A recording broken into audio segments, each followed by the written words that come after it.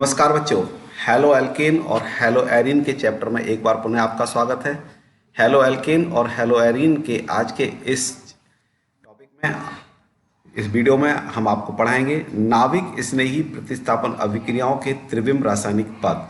जो stereo chemistry होती है उसमें कुछ हम स्टेप्स यूज करते हैं केमिकल्स रिएक्शंस में। वो कौन कौन से हैं? ध्रुवण घूर्णकता, कायरलता, धारण, प्रतिलोमन और रेशिमीकरण। इन सभी पदों का हम स्टेप बाय स्टेप आज अध्ययन करेंगे। सबसे पहले बात करते हैं अध्रुवित प्रकाश। अध्रुवित प्रकाश, अनपोलराइज्ड लाइट। क्या होता है कि जो प्रकाश होता है उसके जो कंपन होते हैं वो प्रकाश के संचरण की दिशा के लंबवत सभी दिशाओं में होते हैं। इस प्रकार के प्रकाश को अध्रुवित प्रकाश कहा जाता है। जैसे कि इस चित्र में आपको दिख रहा है कि जो अनपोलराइज्ड लाइट है, यदि मान के चलिए वो लाइट हमारी तरफ आ रही है तो उसके कंपन हमारे आने वाली डायरेक्शन के लंबवत जितने भी पॉसिबल डायरेक्शंस हैं उन सब में हो रहा है। तो ये जो कंपन दिखा रखे हैं ये तरंग के संचरण की दिशा के लंबवत सभी पॉसिबल डायरेक्शंस में हैं। तो इस प्रकार के प्रकाश को क्या कहा जाता है? अध्रुवित प्रकाश कहा जाता है। अब बात करते हैं समतल ध्रुवित प्रकाश की, प्लेन पोलराइज्ड लाइट। ये क्या होता है कि हम जो अध्रुवित प्रकाश को किसी पोलराइड के द्वारा, किसी हम पोलराइजर के द्वारा हम उसके कंपन को एक ही दिशा में सीमित कर दें तो हमें समतल ध्रुवित प्रकाश उत्पन्न होता है। यानी जब साधारण प्रकाश को किसी निकोल प्रिज्म से गुजारा जाता है तो वह एक ही तल में कंपन करता है। इसे समतल ध्रुवित प्रकाश कहा जाता है। समतल ध्रुवित प्रकाश प्लेन पोलराइज्ड लाइट कहते हैं। इस कैसे होता है? मान के चलिए ये एक पोलराइजर है आपके पास, राइट। पोलराइजर एक निकोल प्रिज्म इस तरह की एक डिवाइस होती है जिसमें से प्रकाश को एक तरह से हम कहते हैं छानना, फिल्ट्रेशन एक तरह से यदि हम कहें तो उसके कंपन को हम छान रहे हैं। क्योंकि जब इस पर हम अनपोलराइज्ड यानी अध्रुवित प्रकाश डालेंगे, मान के चलिए अध्रुवित प्रकाश हमने इस पर अप्लाई कर दिया तो अध्रुवित प्रकाश को पोलराइज से गुजार रहे हैं, इसमें से पास हो रहा है। अभी पास होगा तो क्या ये सारे कंपन निकल जाएंगे? नहीं। पोलराइजर एक ऐसी युक्ति होती है जिसके द्वारा अध्रुवित प्रकाश के कंपनों में से केवल वही कंपन पार निकलेंगे जिनके जिनके जो कंपन होते हैं वो पोलराइजर की ध्रुवण दिशा के समानांतर होते हैं। अब क्या होगा? इनमें से देखो ये रुक जाएंगे, ये रुक जाएंगे, ये रुक जाएंगे, लेकिन ये वाले जो कंपन हैं ये अब इसमें से हमने पार करा प्रकाश को तो पोलराइजर में से ये देखिए ये प्रकाश इसमें से निकला और ये निकलने के बाद देखिए ऐसे निकल जाएगा। तो इसका मतलब क्या है कि जो एक ही दिशा के कंपन है वो तो चले जाएंगे पार, बाकी सारे रुक जाएंगे। तो इस युक्ति को कहते हैं पोलराइजर। और ये जो घटना है ये आपके पास क्या है? ये है ध्रुवण। इस घटना को क्या कहते हैं? पोलराइजेशन। तो समतल ध्रुवित प्रकाश, जो ये प्रकाश प्राप्त हो रहा है प्लेन पोलराइज्ड लाइट है। ये जितने भी कंपन है एक ही दिशा में, जरूरी नहीं है कि ये लंबवत वाले जाते हैं, हो सकता है कि इस तरह के निकल के जाते हैं, हो सकता है इस तरह के। तो ये एक ही दिशा के कंपन जब पोलराइजर से पार निकलते हैं तो ये घटना क्या कहलाती है? ध्रुवण कहलाती है। और प्राप्त प्रकाश क्या कहलाता है? ये समतल ध्रुवित प्रकाश कहलाता है। और ये जो इधर वाला प्रकाश है जो पोलराइजर के बाईं तरफ वाला, ये कैसा? अध्रुवित प्रकाश। ठीक है, आगे बढ़ते हैं। अब बात करते हैं ध्रुवण घूर्णकता की। ध्रुवण घूर्णकता का, घूर्णक का आप जानते हैं रोटेशन को कहते हैं। ध्रुवण पोलराइजेशन में क्या क्या हम इस प्रकाश को घुमाने की प्रवृत्ति क्या होता है कि ध्रुवण घूर्णक यौगिक या प्रकाश सक्रिय यौगिक क्या होते हैं, इसमें इसके बारे में बताएंगे। वे यौगिक जो समतल ध्रुवित प्रकाश के तल को किसी विशेष दिशा में घुमा देते हैं उन्हें ध्रुवण घूर्णक यौगिक कहते हैं। मतलब क्या है? समतल ध्रुवित प्रकाश के तल को घुमाते हैं, यानी जिस तल में समतल ध्रुवित प्रकाश होता है उस तल को हम किसी यौगिक के द्वारा, कौन से यौगिक के द्वारा? ध्रुवण घूर्णक यौगिक के द्वारा हम उसको घुमाने की प्रवृत्ति रखते हैं। कैसे रखते हैं? जरा इस वाले फिगर को देखिए। ये हमारे पास एक सैंपल है ध्रुवण घूर्णक पदार्थ का। यहाँ से प्लेन पोलराइज्ड लाइट आई। अब देखिए अभी क्या था, जो पीछे आपको दिखाया था वहां पर अध्रुवित प्रकाश था, लेकिन अब हमने ध्रुवित प्रकाश ले लिया है यहाँ पर। अब ध्रुवित प्रकाश इस वाले क्रिस्टल से पार निकला।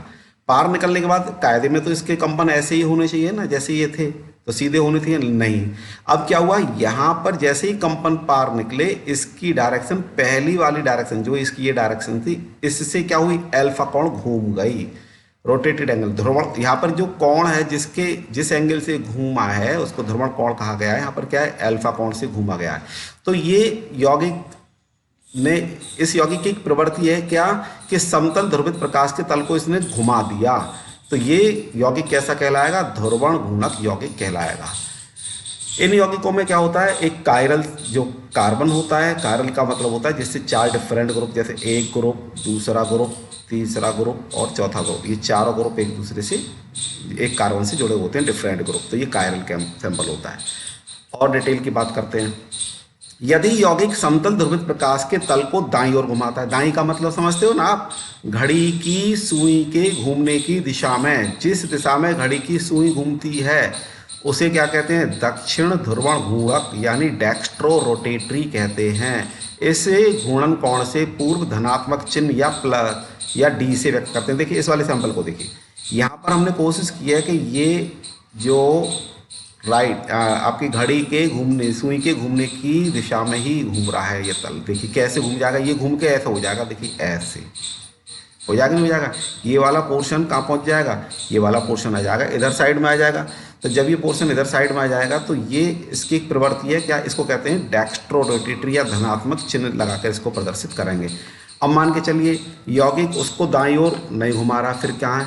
यदि यौगिक समतल ध्रुवित प्रकाश के तल को बाईं ओर घुमाता है, मीन्स घड़ी के सुई के घूमने की विपरीत दिशा में, देखिए ऐसे, तो ये घूम के फिर ऐसा हो जाएगा ना, हो जाएगा।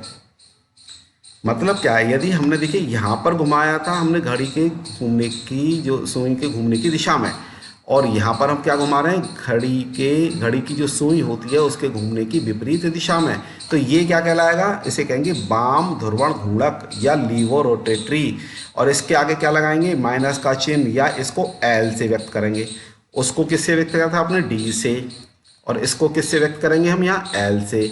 उसमें आपने क्या लगाया था? आपने लगाया था उसमें प्लस चिन्ह। इसमें आप क्या लगाएंगे? इसमें लगाएंगे माइनस चिन्ह। उसको क्या कहा था आपने? डेक्स्ट्रो रोटेटरी या दक्षिण ध्रुवण घूर्णक। इसको आप क्या कहेंगे? लीवो रोटेटरी या वाम ध्रुवण घूर्णक। यहाँ पर कैसे घूमा था तल? घड़ी की सुई के घूमने की दिशा में। और यहाँ पर कैसे घूम रहा है? घड़ी की सुई के घूमने की विपरीत दिशा में। तो ऐसे यौगिक क्या कहलाते हैं? ध्रुवण घूर्णक यौगिक। कौन से यौगिक? जो समतल ध्रुवित प्रकाश के तल को घुमा देते हैं। कौन सी तरफ घुमाएं? बाएं तरफ घुमाएं। क्या कहेंगे? बाएं तरफ घुमाएंगे तो वाम ध्रुवण घूर्णक, और दाएं तरफ घुमाएं तो दक्षिणावर्ती ध्रुवण घूर्णक।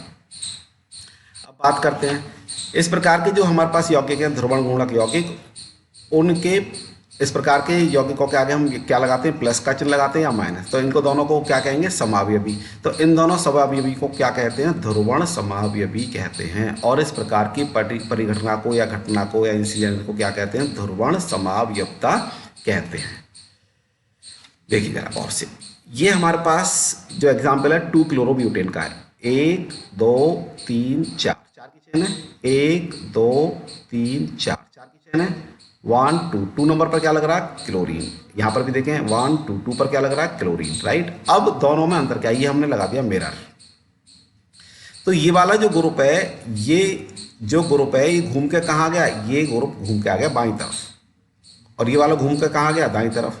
इसका मतलब है कि ये जो यौगिक है इसमें समतल ध्रुवित प्रकाश के तल को कौन सी ओर घुमाने की प्रवृत्ति है? दाईं तरफ। और इसमें किसकी तरफ घुमा प्रवृत्ति है? इसमें बाईं तरफ। तो इस प्रकार इन दोनों समावयवियों के आगे हम क्या लगाएंगे? Plus minus. तो हम प्लस माइनस चिन्ह की सहित व्यक्त करेंगे 2 क्लोरोब्यूटेन के दोनों समावयवियों को। तो इस प्रकार की समावयवता क्या कहलाएगी? ध्रुवण समावयवता। बात करते हैं नेक्स्ट टॉपिक की, अनसिमेट्रिक कार्बन एटम, असममित कार्बन परमाणु। This is the most important topic for UP board and for all competitive examination in which it was asked.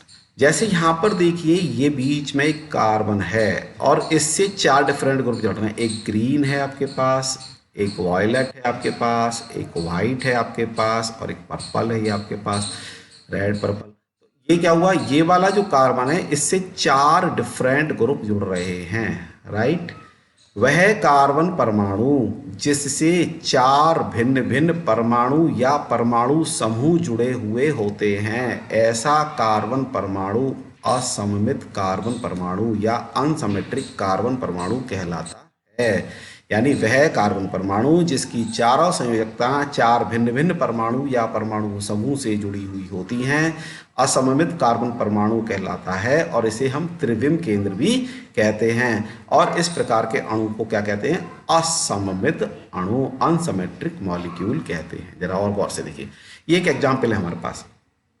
ये कार्बन है, इससे एक ग्रुप कौन सा जुड़ गया? क्लोरीन। दूसरा कौन सा जुड़ गया? ब्रोमीन। तीसरा कौन सा जुड़ गया? फ्लोरीन। और चौथा कौन सा जुड़ गया? हाइड्रोजन। अब बताइए, क्या इस कार्बन से जुड़े हुए चारों ग्रुप अलग अलग हैं या एक से हैं? अलग अलग। अलग अलग हैं, तो इसका मतलब क्या है कि ये कार्बन जो है जिससे चार ग्रुप जुड़ रहे हैं और वो भी डिफरेंट जुड़ रहे हैं, इस कार्बन को क्या कहेंगे हम? असममित कार्बन परमाणु, अनसिमेट्रिक कार्बन परमाणु, या ये जो केंद्र होगा इसको त्रिविम केंद्र भी कहा जाता है, लेकिन हम प्रोबेबल इस्तेमाल शब्द कौन सा करते हैं? असममित कार्बन परमाणु या अनसिमेट्रिक कार्बन एटम। तो इस तरह से आपके पास ये जो एग्जाम्पल है ब्रोमो क्लोरो फ्लोरो मीथेन का, इसमें चार ग्रुप डिफरेंट जुड़ रहे हैं, तो ये असममित कार्बन परमाणु होगा। अणु की असममितता तथा दर्पण प्रतिबिंब का अणु पर अध्यारोपित न होना भी इस प्रकार के कार्बनिक यौगिकों में ध्रुवण घूर्णन के लिए उत्तरदायी होता है। मतलब क्या है कि यहाँ पर हम एक मिरर लगा दें, मिरर लगाएंगे तो ये Br इधर आ जाएगा, ये कार्बन अपनी जगह रहेगा, क्लोरीन ऊपर रहेगा, फ्लोरीन इधर साइड आ जाएगा और हाइड्रोजन यहाँ रहेगा। इसका मतलब क्या है? अब इस वाली फिगर को इसके ऊपर रख दें तो अध्यारोपित नहीं होगी ना। तो असममित में जैसे हमारे हाथ होते हैं, अब इन दोनों हाथों को हम इस तरह से रखें एक के ऊपर एक, तो ये देखिए ये जो हाथ हैं ये हमारे क्या है? एक दूसरे पर अध्यारोपित नहीं हो रहे ना। तो इस तरह से जो हमारे दोनों हाथ हैं, वैसे देखने में क्या दोनों हाथ हमारे कैसे हैं? दोनों हाथ हमारे एक दूसरे के दर्पण प्रतिबिंब हैं, बट यदि हम इनको एक दूसरे के ऊपर रखें तो क्या ये अध्यारोपित हो रहे हैं? नहीं हो रहे ना। तो ये अनसिमेट्रिक हैं।